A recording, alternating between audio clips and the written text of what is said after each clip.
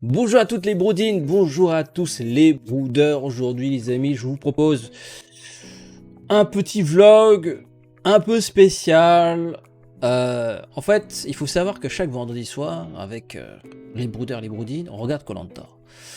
Et je me suis dit, ce serait bien de faire un petit débrief avec les broudeurs qui sont présents, qui viennent de voir l'épisode euh, en live. Et du coup, on a découvert le résultat à l'instant. Et du coup, on va débriefer tout ça, les amis. Dites-moi ce que vous en pensez de ce format. Alors, je sais que peu de gens regardent koh, mais voilà, je voulais laisser une petite trace de nos soirées du vendredi soir. Ces soirées qui sont jonchées de tristesse, beaucoup de tristesse, parce qu'on voit des gens qu'on apprécie se faire planter dans le dos. Et de temps en temps, comme dirait Manu, le karma, il vient toquer comme ça. Il fait hey, salut! Salut, salut, je crois qu'on a des choses à se dire. Et donc voilà, il faut savoir que ça fait très longtemps que je regarde koh avec les brooders, ça fait plusieurs années. Hein, ça s'appelait avant Brolanta. Et donc dans cet épisode, l'épisode du 23 avril 2021, qu'est-ce qui s'est passé? Alors déjà, juste avant cet épisode, il faut savoir que on a eu une double élimination des rouges, on va dire les chefs des rouges, avec Fred et je sais plus comment il s'appelle l'autre. Et donc c'était un peu triste de les voir un peu se faire dégager comme ça, comme des malpropres. Surtout Hervé, voilà, Hervé. Surtout que ils ont été trahis par les siens, par d'autres rouges. Déjà, de base, tu dis, mais qu'est-ce que c'est que cette fourberie, tu vois? Et déjà, tu vois, le dernier épisode, il foutait la haine, il foutait la haine. Mais c'est sans compter le fameux karma, le fameux broodeur karma qui vient toujours toquer à la porte. Donc la fameuse alliance des jaunes et rouges, bah, elle a sauté très très vite. Déjà au niveau du confort, on a vu qu'il y avait des tensions. Hein, tout le monde n'est pas vraiment sur la même longueur d'onde. On voit très bien qu'il y a un petit carré qui se dessine. Et en fait, il y en a 4 qui se voyaient déjà en finale. Ils se disent, ouais, nous, c'est bon, on est en finale, on va l'éliminer les uns les autres. Enfin, d'abord les rouges, puis après les jaunes. Mais on le dit pas, tu vois. Donc, j'avoue que c'est... Ils sont à peine à peu près au milieu de l'aventure et les mecs se voient déjà à la fin, tu vois. Donc, en général, quand tu penses comme ça, le karma, il fait, eh oh, je suis là. Et déjà, au niveau du jeu de confort, tu sentais qu'il y avait un petit peu de somme qui montait ici, tu vois. Et au final, bah, c'est Myriam qui a gagné, incroyable.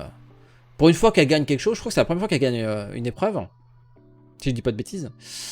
Et puis, ouais, elle a donné sa récompense à Shanice, hein, la Shanice que tout le monde apprécie ici. La fameuse Shanice qui, un peu... c'est un peu la patronne, j'ai l'impression, c'est la patronne qui décide qui pète, qui mange, qui respire. Et ça plaît pas forcément, tu vois.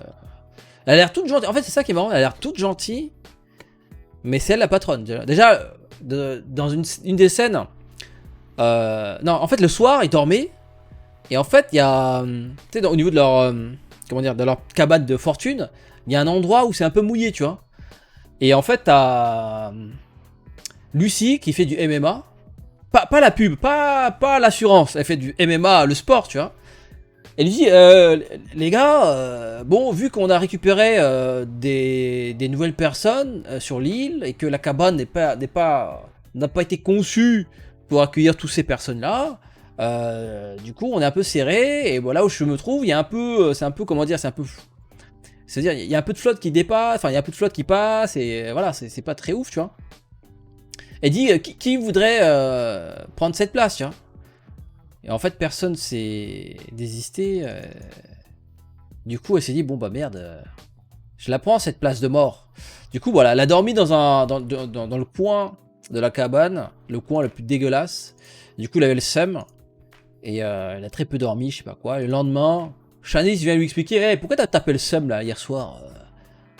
Et il a réussi à la faire pleurer. Il a réussi à la faire pleurer, Lucie, en lui disant, mais pourquoi tu pleures? Arrête de pleurer, wesh, sèche tes larmes. on voit que le physique ne fait pas tout, c'est le mental. Et en fait, on se rend compte que le mental, c'est très important. T'as beau avoir les muscles, les trapèzes, les abdos, les obliques, le boulot solide, mais derrière, si à l'intérieur, t'es fragile... Shanice, en fait, elle est frêle, mais dans sa tête, elle est carrée. Tu vois, dans sa tête, c'est gyrène, tu vois. Ça déborde de partout, c'est veineux, tu vois. Donc elle lui dit, hey, calme-toi, je te parle. Déjà, elle lui parle comme ça, genre, hey, je te parle, écoute-moi bien. c'est elle la patronne. C'est elle la patronne. Et pourtant, elle brille pas forcément dans les jeux, tu vois. Mais c'est elle la patronne. Et on avance dans l'aventure. Donc elle perd au jeu de confort. C'est, comment il s'appelle là, donc Myriam, qu'elle a choisi. Ah oui, un moment assez incroyable. À un moment, il y a... Je sais plus quel joueur décide de casser la flèche de l'or. En lui disant... Elle a pas d'enfant. Elle a pas de copain. Donc elle va appeler qui, hein? Elle va appeler une vache. Donc elle dit, bon, désolé, hein, mais ta flèche, je vais la péter, tu vois. Donc là, c'était assez incroyable. C'était gratuit. Là, j'avoue que c'était gratuit. Là, devant toute la France entière, il a, il a dit, bon, en fait, t'as pas de vie, quoi, t'as pas de vie, donc qui tu vas appeler? Donc lui dit, bon, je te casse ta flèche, tu vois. Donc c'était un moment assez incroyable. Alors, elle avait un peu le seum. Ça c'est encore une fois le retour du karma, les amis. Le karma, il est jamais loin, tu vois. Parce que elle a fait pas mal de fourberies les derniers épisodes. C'est vrai que je fais cette vidéo alors que koh Lanta a commencé depuis déjà un bon gros mois, un mois et demi. Et du coup, si vous avez raté les autres épisodes, donc forcément vous comprenez pas ce que je raconte. Mais c'est pour les personnes qui suivent koh Lanta. Et donc voilà, au final, c'est les deux filles qui gagnent. Là sur le bateau, elles se sortent et elles commencent à sortir, ouais, le koh Lanta, on va faire ci, on va faire ça, ce sera nous les patronnes, etc. Les deux se voient déjà en finale. C'est incroyable quand même. C'est des concombres. Et ça, encore une fois, à chaque fois que tu te vois en finale alors que t'es en plein milieu du jeu, enfin t'es au milieu du jeu, en général, c'est pas bon signe, tu vois. Ensuite, on enchaîne avec le jeu le jeu de l'immunité. Et là, patatras, c'est pas un jaune qui gagne. Là, c'est Jonathan, le mec, il parle jamais, il doit mesurer 1m50 à tout casser, enfin 1m40, peut-être 1m30, je crois, entre 1m20 et 1m30. Et c'est lui qui gagne. C'est le mec le plus frêle, le plus petit, et qui gagne. Et donc, pour ce jeu-là, Denis, notre broodeur Denis, il avait ajouté un malus à celui qui perdait. Et le malus est assez sale parce que s'il perd, il va devoir jouer sa place. En gros, il se fait éliminer direct si il perd un duel derrière. Et derrière, donc Jonathan gagne contre toute attente. Et face à Flavio, c'est un match assez intéressant. Voilà. Flavio qui est très carré, très solide. Pompier, évidemment, voilà, il a le physique, il a une bonne endurance, etc. Et donc c'est Jonathan qui gagne. Et là, il choisit... Alors ça, c'est vraiment très bien joué de sa part. Il choisit Thomas, qui est tombé le premier. Enfin, qui est tombé juste après, je crois. Pour le duel. En gros, un duel de jaune. Alors évidemment, il va pas choisir un rouge. Déjà qu'ils sont en sous-effectif par rapport au jaune. Donc il a choisi un jaune. Et là, c'était trop bien joué. C'est une masterclass, les amis. Masterclass. Cette masterclass qui lui permet donc de dégager un jaune. Donc de pouvoir équilibrer, presque équilibrer. Très important. Parce qu'ils étaient quand même en avantage numérique, les jaunes. Parce que ils sont plus nombreux. Et au final, c'est Thomas qui affronte donc... je sais plus comment il s'appelle. Celui qui vient de la Corse. Et du coup, bah, c'est Thomas qui gagne. Il élimine un broodeur. Du coup, il a le seum. Et le mec, pour se venger, il décide de se venger pour éliminer un rouge, tu vois. En même temps, fallait pas perdre, tu vois. J'ai envie de te dire. Ah, c'est Mathieu. Il fallait pas perdre. Voilà, de base, il fallait pas perdre. T'as perdu, tu peux t'en prendre qu'à toi-même, en fait. Et donc, et là, c'est assez intéressant. Il décide donc de faire exploser le duo Laure-Maxine. Maxine.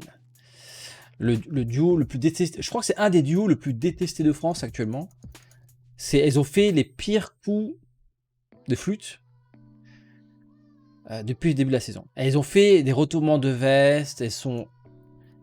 Je suis sûr que si un jour ils font une prise de sang, dans leur sang c'est marqué hypocrite, tu vois. Groupe sanguin hypocrite. Il n'y a même pas A, B, C, D, non, c'est hypocrite. C'est avec un grand H, tu vois. C'est l'hypocrisie, mais genre réincarné, tu vois. C'est fou comment... c'est les meufs qui ont voté contre des meufs pour ensuite, au bout de 5 ou 6 épisodes, dire eh, nous, on va mettre en place le girl power. Attends, ils ont voté que contre des meufs depuis le début. Parce qu'il faut voter pour les plus faibles. Et derrière, je sais pas, quand ils se rendent compte que ils sont inférieurs, enfin en termes de, enfin sont en sous-effectif par rapport aux mecs, ils se disent oh shit, on est un peu dans la sauce en fait. Et là, je sais pas pourquoi, ils sont réveillés, on se dit ouais, maintenant c'est girl power. Alors qu'entre temps, elles ont voté comme les autres contre des filles pour éliminer des filles. Et ces retournements de veste, je trouve ça incroyable. Là, dans l'histoire de Koh Lanta, ça reste un retournement de veste LR, tu vois. Franchement, les deux, ils ont toutes les qualités pour se lancer sur YouTube. Ils ont tout ce qu'il faut. Ils ont tout ce qu'il faut. Franchement, si vous regardez cette vidéo, allez-y. Allez-y, je pense qu'il y a moyen. Il y a moyen que vous fassiez une petite place. Donc c'est assez incroyable. Et donc pour revenir à nos moutons les amis, donc voilà, ce duo là, voilà, ils voulaient faire exploser ce duo. Les jeunes voulaient voter pour faire exploser ce duo. Sauf que là, patatras les amis, Vincent, Vincente, le frère Vicente, décide de dire veto. Il dit mais non mais moi j'ai donné ma parole. Alors on sait très bien que les paroles sur Koh Lanta ça n'a pas de valeur. Mais lui il a dit non mais moi ma parole elle a de la valeur. C'est... Tiens, on est presque choqué, tu vois, qu'un mec tienne sa parole, on se dit, mais qu'est-ce qui se passe? C'est Koh Lanta, des paroles, en général, ça dure pas longtemps, tu vois. Ceux qui ont gardé leur parole jusqu'à la fin, mais ça se compte sur le doigt d'une main, tu vois.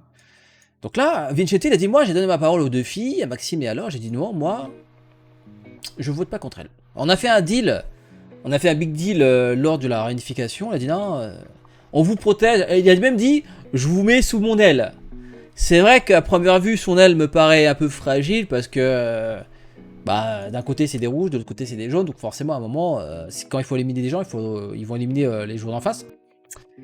Et il a dit non, moi je tiens pas parole, etc. Et là, patatras, la patronne des jeunes lui dit eh oh, viens ici toi, viens, le Mikado viens ici. Et là Vincent dit oh, quoi. Elle lui explique calmement et clairement, dans le blanc des yeux, elle lui dit hey, regarde-moi bien, petit Vicente.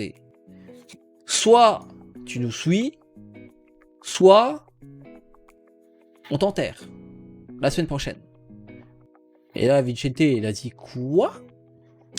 Que se passe-t-il? Que nenni? Et là, ce qui est incroyable, c'est qu'il a dit non, mais. On me menace pas, moi. On me menace pas. Et il a gardé ses balls en place.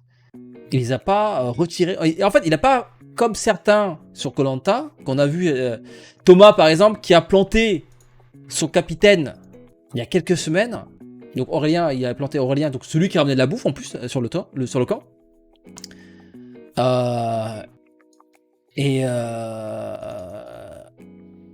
Et Thomas, lui, il a dit non, moi mes balls, je les retire pas comme ça. Moi mes balls sont accrochés. Mes balls ils sont là. Ça se retire pas les balls. En vrai, oui, les balls se retirent pas. Et donc lui, il a dit non. Moi, je retourne pas ma veste. À un moment, il a dit un truc en anglais. I don't want. Oui, c'est ça. À un moment, il a sorti de l'anglais. Quand tu sors de l'anglais, c'est que vraiment, il était vénère, tu vois. Donc à un moment, il a sorti de l'anglais. Il fait oh shit, I don't want this, tu vois. Et du coup, ils vont au conseil. Et là, Thomas le baraquis, je lui dis viens ici, Vincent. Viens ici. J'avoue que Vincent, il a eu un peu chaud durant cet épisode. Tout le monde voulait son fiac. Hein. Tout le monde voulait lui péter la gueule. On dit hey, viens ici. Comment t'expliquer les choses, Vincent? Soit tu nous suis, soit on t'essuie. Voilà. Donc, qu'est-ce que tu choisis? Et Vincent, il dit ouais, mais. Tu sais, Vincent, il a pas une grosse voix, tu vois. Il dit oui, mais moi j'ai donné ma parole et tout. Eh, ta parole, on s'assoit dessus, on s'en bat les couilles de ta parole, etc. Oui, mais moi j'ai une parole. Allez, ferme ta gueule. Et Vincent, il a dit, moi, j'ai envie aussi de jouer en fonction de mes convictions, etc. Et j'avoue que je crois que c'est le premier à garder ses convictions jusqu'au bout, tu vois. Et là, au conseil, en fait, c'est la voix de Vincent qui a fait tout basculer. Parce qu'en fait, sur le papier, il y a plus de jaune que de rouge. Un voix après, en fait. Enfin, une voix après. Et lui, il a choisi de voter contre Shanice, celle qui l'a menacé de le grailler, de l'exploser si... Enfin, l'exploser.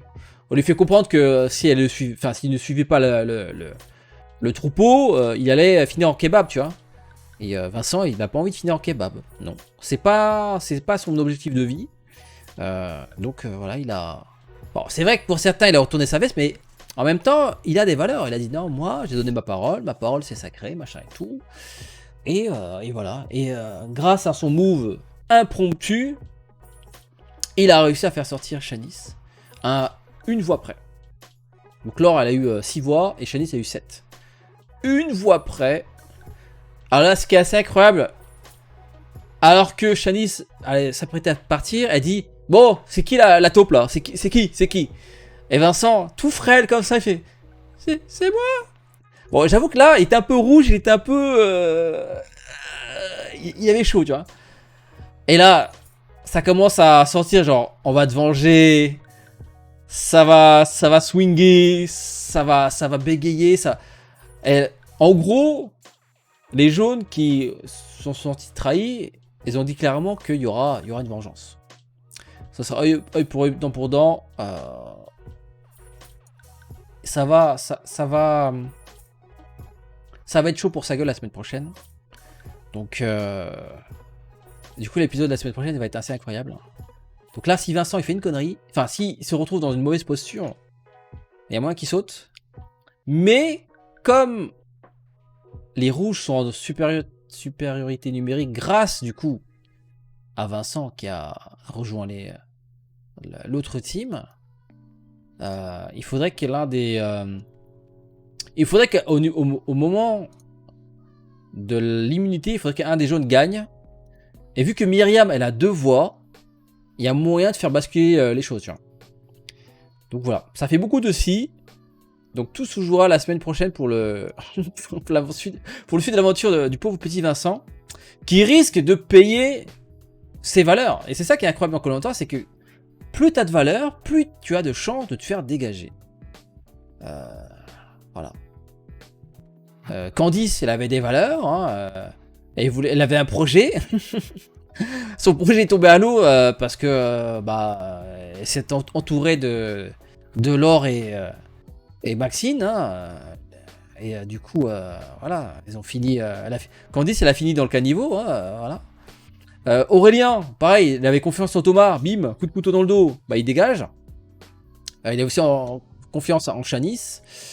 Donc, voilà, en général, les gens qui ont de la valeur, ils se font dégager, quoi. Et donc, j'ai peur que la semaine prochaine, ce soit le pauvre petit Vincente qui payerait sa valeur, tu vois. Enfin, ses valeurs. Donc voilà, les amis, c'était le petit résumé de la semaine. Donc, la semaine prochaine, ça va être sympathique. Bon, j'avoue que ce qui reste, il n'y a pas... Enfin, j'ai plus beaucoup de favoris, tu vois. Il reste Jonathan, il est un peu discret. Il a le physique pour finir le jeu. Il n'a pas fait de fourberie. Ah oui, il y a un truc assez marrant, c'est que Magali, personne la kiffe. Genre, tout le monde la méprise, en fait. Plutôt dans ce sens, tout le monde la méprise en disant elle sert à rien, elle est transparente, elle est jamais là, on sait pas qui c'est. C'est genre... c'est fou. Je sais pas qu'est-ce qu'elle branle de ces journées. Je sais pas s'il parle aux gens. Mais la plupart des gens trouvent elle n'existe pas. Elle est là, mais sans être là, tu vois. Et pourtant, c'est un grand gabarit, elle est sportive. Physiquement, elle impose, tu vois. Je veux dire, par rapport à Jonathan, elle doit faire 2 fois sa taille, tu vois. Et donc, voilà, ils disent ouais, non, elle sert à rien. C'est pas un danger, etc. Je pense qu'il y a peut-être moyen qu'elle aille plus loin, tu vois, parce qu'elle est un peu discrète. Elle a un bon physique, dans le sens où elle est sportive et tout. Flavio, ouais, mais je trouve que le problème de Flavio, c'est que je le trouve transparent, tu vois. Il lead rien, en fait. Le mec, en fait, il suit. C'est pas un meneur, c'est un suiveur. Donc c'est... Je sais pas ce qu'il a comme valeur, tu vois. C'est genre, si on lui dit de faire ça, il fait, tu vois. Il réfléchit pas. Et moi, je suis pas trop fan, tu vois. Il faut... Je sais pas, à un moment, faut que tu t'exprimes, tu vois. Faut que tu t'exprimes, qu'on sache ce que tu as en tête, etc. Ah oui, il y a un truc assez marrant, c'est qu'à un moment, Jonathan... Alors ça, c'est assez incroyable. À un moment, Jonathan, celui qui a gagné l'immunité, il dit à Johnny, il dit, hey, en fait, je suis parti à Koh Lanta, mais sans prévenir mes parents. En fait, il explique qu'en fait, il a fait croire qu'il était parti, je sais pas où, pour faire des travaux, je crois, ou un truc comme ça. Et en fait, ses parents pensent vraiment qu'il est en train de, je sais pas, il est juste en déplacement, tu vois. Travaux de corde, ah c'est ça. Et du coup un jour ses parents vont découvrir ça à la télé, mais attends, mais... Et c'est pas foutu de notre gueule là. C'est comme si, je sais pas, un matin il se lève comme si, hey, je vais chercher des croissants, et il revient 2 mois plus tard, tu vois. Donc ça c'est assez marrant. Le mec il a caché à tout le monde. Donc... Bon, s'il revient avec les 100 000, franchement beau gosse. S'il gagne derrière, franchement beau gosse. Donc voilà les amis, c'était un résumé. Tu trouves que pas que Shani c'est une vicieuse? Ouais, elle est fourbe. Elle est fourbe. Franchement, elle brille pas forcément sur les jeux. Elle a vraiment je trouve son caractère est pas ouf. Bah, c'est elle qui a fait dégager Aurélien. Donc Aurélien, celui qui ramenait de la bouffe à tout le monde, tu vois. Moi, les gens qui plantent ceux qui ramènent de la bouffe, moi je trouve ça incroyable. Parce que, en fait, tu manges à sa table et derrière, pour le remercier, tu le dégages, tu vois. Moi, je trouve ça incroyable. Bah sinon, tu manges pas les poissons qu'il a ramenés, les crabes qu'il a ramenés. Rembourse tout ce qu'il a ramené, Aurélien. Rembourse les crabes, les poissons qu'Aurélien a chassés, tu vois. Oui, il y a vraiment beaucoup de personnages, de personnes pas très... qui n'ont pas beaucoup de valeur, en fait. Et en fait, dans ce qui reste, il y a beaucoup de gens qui ont quand même pas beaucoup de valeur. Là, des derniers candidats, des candidats qui restent, il reste Lucie, elle est arrivée après, elle a un physique sportif, il y a peut-être moyen qu'elle fasse quelque chose. Jonathan, pareil, il parle pas beaucoup, il y a le physique pour gagner, parce qu'il est pas très costaud, il est un peu petit, un peu menu. Donc il y a moyen qu'il gagne sur les différentes épreuves. Flavio, solide, assez régulier, mais un peu transparent. Et puis, je sais pas qu'est-ce qui reste d'intéressant. Hein. Parce que le reste... Après Vincent, il a des valeurs, mais ça va aller coûter la game. Ah oui, il y a Arnaud. Arnaud, je crois qu'il a... Enfin, à première vue, j'ai pas l'impression qu'il a beaucoup maigri par rapport aux autres. Que Thomas, lui, par exemple, il a perdu la moitié de ses muscles. Thomas, lui, il a perdu, je sais pas, il a dû perdre 20 ou 30 kilos.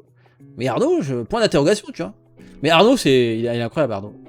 J'avoue que ce serait vraiment ouf qu'un mec comme Arnaud gagne. Parce que Arnaud, sur les poteaux, il tiendra pas. Tu vois, sur toutes les épreuves où il doit supporter son poids, il a pas fait l'enfeu, tu vois. Mais je trouverais ça incroyable qu'Arnaud gagne Koh Lanta. Ce serait vraiment incroyable. Donc, wait and see, peut-être que cette année, on aura une surprise. Voilà, c'était tout. Enfin, c'est tout pour ce débrief Koh Lanta. Rendez-vous vendredi prochain pour la suite des aventures qui sera assez croquante. Bon, voilà, je posterai, je sais pas quand cet épisode, enfin ce petit débrief, mais je ferai ça régulièrement parce que on regarde Koh Lanta régulièrement, les amis. Un peu de diversité sur la chaîne, ça ferait pas de mal. Donc rendez-vous tous les vendredis pour mater Koh Lanta ensemble et on fera un petit débriefing. Dites-moi ce que vous en pensez dans l'espace commentaire. À votre avis, faites vos prédictions. Qui va gagner Koh Lanta cette année? Qui? Et on fera évidemment le débrief la semaine prochaine. Sur ce, bonne journée, le petit pouce de soutien, le petit abonnement sur YouTube, et n'hésitez pas à me suivre sur Twitch. Le lien se trouve dans la description. À très bientôt.